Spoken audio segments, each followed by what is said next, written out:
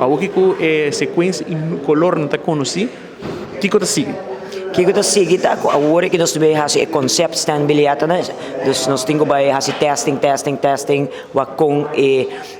printing ta bay pa stand biliat ora sei ta klar nos to iduna green light nos tingo queda controlar pa sobre botin ko waxi turno number ta correctamente escrevi por bing print fotos ora ko testing ta klar ta bay over na productie die 2% riba antal botador, paso tour stem local, 5 haya 2% mais de stem biliat,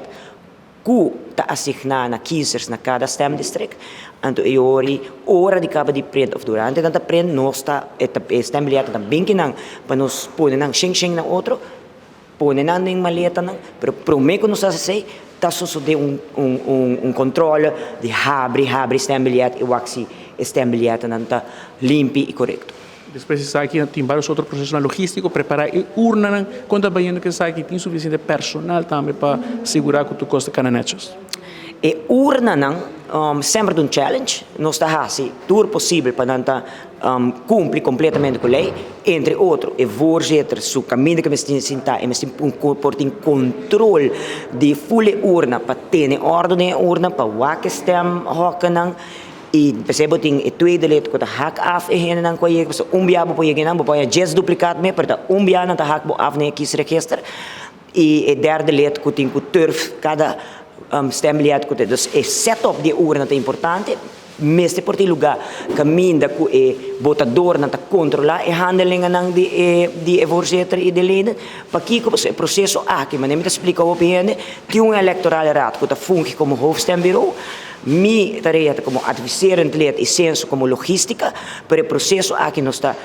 sostener logística, lo que tal de senso, hoofdstembureau supervisar el trabajo que sucede legalmente, pero el proceso en general de kiesverordening, está con el votador, está hace el proceso de orden, está para como stembureau lid, el voorzitter, un votador, no está trabajador de senso, está votador, está esta é que tem autoridade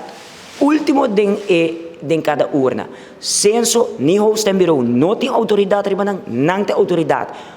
Kuta hasi o processo, não tem autoridade kuta conta de urna e a nós diz receber resultado. Pois nós tarefa como hoofdstembureau, como senso, para preparar, rechten, logística, etc. Pero o processo aqui está de votador para o votador.